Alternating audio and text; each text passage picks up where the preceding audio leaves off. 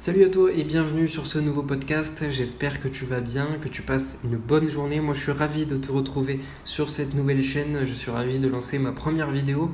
Et donc cette chaîne, elle aura pour vocation de t'enseigner tous les éléments pour réussir sur YouTube, c'est-à-dire notamment les clés, des conseils, mais aussi les erreurs à ne pas commettre parce qu'on en commet tous effectivement et c'est avec ça qu'on apprend. Si tu ne le sais pas, mais tu viens sans doute de cette chaîne, j'ai une chaîne YouTube avec 50 000 abonnés environ où je partage ma passion et dont j'ai l'intention d'aller beaucoup plus loin pour vivre de ma passion parce que c'est vrai qu'à l'heure actuelle, je dégage un revenu qui est intéressant mais qui n'est pas suffisant pour vivre donc de cette chaîne. Mais je pense objectivement que je vais y arriver d'ici quelques temps, donc ça c'est à suivre. Mais ça, on s'en fiche un petit peu puisque de toute façon, ce qui compte, c'est cette chaîne. Et donc, j'ai décidé de lancer cette chaîne notamment puisqu'on me demande souvent des conseils pour YouTube. Je me suis dit que ça serait intéressant de partager toute mon expérience. Alors évidemment, je n'ai pas la prétention d'être un expert de YouTube.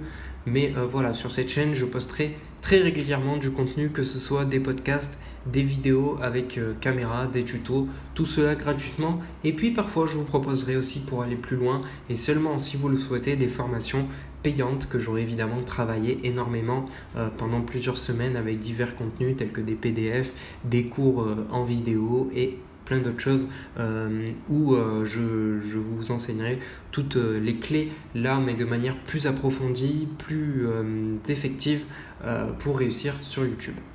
Alors, pour ce premier podcast, je me suis dit que ce serait intéressant de se demander par où commencer sur YouTube. Donc, c'est le sujet de cette vidéo, par où commencer quand on démarre sur YouTube. Alors, la première chose que je te conseille, c'est de trouver ta passion. C'est très important de trouver ta passion et de l'exploiter sur YouTube parce que je vois certaines personnes, certains YouTubeurs qui démarrent et qui se lancent sur des sujets qu'ils n'aiment pas beaucoup ou qui se lancent sur des sujets qu'ils n'aiment voire même pas du tout et qui pensent qu'à faire de l'argent. C'est une grosse erreur. C'est une grosse erreur parce que la première chose qu'il faut se dire, c'est que déjà, quand tu lances ta chaîne YouTube et que tu fais des vidéos où c'est sur un sujet que tu ne maîtrises pas ou dont ce n'est pas ta passion, que tu ne maîtrises pas encore, bon, ça tu peux le travailler, mais le fait que ce soit pas ta passion, ça se lit sur ton visage, enfin ça se voit, ça s'entend à ta voix également, et on sent que tu n'aimes pas forcément ce que tu fais, tu auras forcément moins de punch pour faire tes vidéos, et puis aussi au bout d'un moment ça va te saouler tout simplement parce que tu fais pas quelque chose que tu aimes, et sur YouTube tu te feras manger forcément par ceux qui exploiteront le domaine et qui auront une passion à partager sur ce domaine-là. Donc la première chose que je te conseille vraiment, c'est de trouver ta passion. Donc ça peut être par exemple un sport, ça peut être la cuisine, ça peut être je sais pas moi, la course à pied, ça peut être la lecture, ça peut être la méditation, plein de choses. Et même si les sujets que je viens d'évoquer ont déjà été exploités dans beaucoup de formes, dans différentes formes sur YouTube, il ne faut pas se dire que c'est impossible de percer parce qu'il y a beaucoup trop de concurrence. Il faut se dire que la façon dont vous allez exploiter ce domaine-là sera forcément différente que quelqu'un d'autre, sauf si vous copiez dessus évidemment. Vous pouvez vous inspirer de quelqu'un d'autre, mais il faudra toujours essayer d'avoir votre originalité, votre authenticité sur vos vidéos pour partager vraiment votre passion d'une manière différente que les autres, même si c'est un domaine qui est quand même déjà largement exploité. Ensuite, la deuxième chose que j'irai et qu'on me demande souvent, c'est quel matériel prendre. Moi, je te conseillerais un truc très simple. Je reviendrai en vidéo de manière plus approfondie sur l'histoire du matériel, sur quel micro faut-il acheter, etc. Mais là, tout ce que je te conseillerais déjà d'emblée, c'est d'acheter du matériel pas trop cher, qui soit efficace tout simplement. Ça sert à rien d'aller chercher de la qualité très haute, d'aller chercher du matériel de professionnel, parce que de toute façon, quand tu commences sur YouTube, les gens ne s'attendent pas à avoir un contenu professionnel. Je veux dire, tu vas apprendre petit à petit, tu vas vraiment développer ta chaîne, et puis quand tu auras de plus en plus d'audience, là tu pourras aller chercher peut-être un matériel plus important, un matériel plus cher. Moi c'est ce que j'ai fait au début, j'ai commencé très petit, j'ai même pris un petit micro à 15 € pour vous expliquer tout, mais voilà, c'était nul. Il faut pas non plus prendre une mauvaise qualité parce que sinon là ça va être problématique. Il faut quand même prendre quelque chose d'assez efficace et vous trouverez des micros à 30-40 € par exemple où vous pourrez faire des vidéos tout à fait qualitatives Donc voilà, c'est la première chose que je vous conseille, c'est d'acheter du matériel efficace au lieu de prendre de la très haute qualité. La deuxième chose que je te dirais, c'est de publier en quantité parce que la qualité viendra petit à petit. Il y a beaucoup de personnes qui pensent qu'il faut forcément travailler au maximum ces vidéos pour réussir sur YouTube. Alors, c'est vrai qu'il faut les travailler, bien sûr, tu te dois de proposer quand même un minimum de qualité, mais au début, quand tu commences sur YouTube, il vaut mieux aller chercher la qualité et publier, parce que c'est ce qui rapporte le plus, c'est ce qui permet de toucher le plus de personnes, c'est en publiant au maximum et en ayant plus de vidéos. Et moi, c'est une des erreurs que j'ai commises quand il y a quelques temps. J'avais tendance à supprimer mes anciennes vidéos tout simplement parce que j'étais pas content, elles n'étaient pas de très bonne qualité et c'était une grosse erreur parce que ces anciennes vidéos, elles pouvaient rapporter quelques vues de temps en temps et voilà, c'était l'occasion d'avoir plus de fans. Donc vraiment, essaye de publier en quantité, en ayant évidemment un minimum de qualité, mais ce que tu peux être sûr, c'est qu'en faisant ça, tu vas apprendre petit à petit et la qualité, elle va venir au fur et à mesure. N'essaye pas de te comparer à des youtubeurs qui ont plus de 50 000 abonnés par exemple, qui ont peut-être une qualité assez importante. Je ne parle pas de moi évidemment, mais je parle de n'importe qui sur YouTube qui a plus de 50 000 abonnés. Vous verrez peut-être une certaine qualité, mais n'essayez pas d'avoir une qualité aussi bonne. Essayez tout simplement de faire ce que vous aimez, d'être efficace et puis d'avoir une certaine quantité de vidéos au début. Et puis comme je vous l'ai dit, la qualité viendra ensuite. La troisième chose que je pourrais te conseiller au début, c'est jamais facile d'avoir des vues. Évidemment, quand on commence, on a toujours 10 vues, 15 vues, 30 vues. Voilà, c'est très compliqué. Mais ce que je te conseille, c'est de proposer tes vidéos à des amis ou à d'autres personnes. Alors, n'essaye pas de leur imposer. Tu leur dis, voilà, j'ai fait cette vidéo, peut-être que ça va t'intéresser, notamment des amis peut-être qui partagent la même passion que toi. Et ça te fera quelques vues et puis ça te permettra aussi d'avoir des retours sur ce que tu as produit. Peut-être ça sera intéressant pour l'avenir de ta chaîne de savoir que tu as fait déjà une qualité plutôt intéressante pour le début. Et puis c'est toujours une bonne idée de ramener quelques vues comme ça simplement en allant chercher peut-être que tes amis proches ou peut-être ta famille comme tu veux. Et puis ensuite, si effectivement tu as des bons retours, pourquoi pas proposer tes vidéos à des pages Facebook ou des comptes Twitter, etc. Mais ça, tu verras par la suite. Là, l'autre chose que je pourrais te conseiller, c'est d'être patient parce que quand on commence sur YouTube, il ne faut pas s'attendre à avoir 3000 vues dès le début, à avoir 500 000 vues d'ici un mois, non. Sauf si tu fais des vidéos qui buzzent, ce qui peut arriver parfois si tu fais un sujet qui marche en ce moment ou tout simplement si tu fais une vidéo qui tourne énormément sur quelque chose brûlant de l'actualité, pourquoi pas. Mais en général, c'est pas le cas. En général, c'est pas le cas, sauf si tu as vraiment de la chance. Mais il vaut mieux être patient. Il faut être patient, publier sans forcément être obsédé par les résultats. Là, essaye tout simplement d'être obsédé par les vidéos que tu fais, le contenu que tu proposes. Si tu en es satisfait toi, satisfais-toi-en seulement si toi, ce que tu vois, ça te semble bien. Ne sois pas content d'un contenu ne sois pas mécontent d'un contenu parce qu'il ne fait pas beaucoup de vues.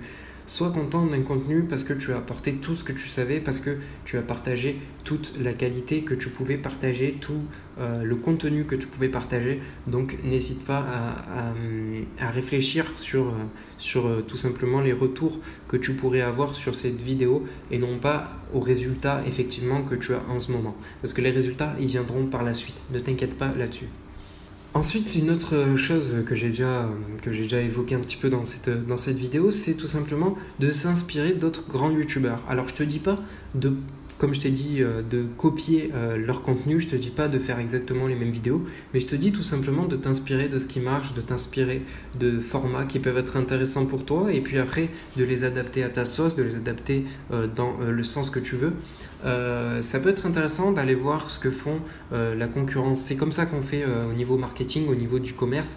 Il y a beaucoup de personnes, d'experts en e-commerce qui vont regarder d'abord la concurrence avant de lancer leur projet professionnel. Et ça, c'est vraiment quelque chose d'important parce que ça te permet d'évoluer, ça te permet de te dire ah oui, lui il a fait comme ça, donc ça serait intéressant si ça marche que je fasse moi comme ceci en essayant d'aborder cela de manière différente, etc., etc. Tu vois, ça te donne vraiment des idées, ça te donne des choses, des virages à prendre pour ta chaîne YouTube et franchement, je te conseille vraiment de t'inspirer d'autres grands YouTubeurs. Moi, je ne l'ai pas beaucoup fait par le passé parce que je me suis dit ah, j'ai pas envie qu'on me dise plagiat, plagiat, plagiat. Et maintenant, je le fais de plus en plus parce qu'il s'avère que c'est quelque chose de très efficace et c'est ce qui permet d'aller chercher vraiment des viewers. Pour terminer et dernier conseil sur ce podcast, je te dirais de trouver l'idée originale. Alors, pourquoi l'idée originale et en quoi ça va être possible de trouver cette idée qui sera originale et qui permettra tout simplement de percer sur YouTube.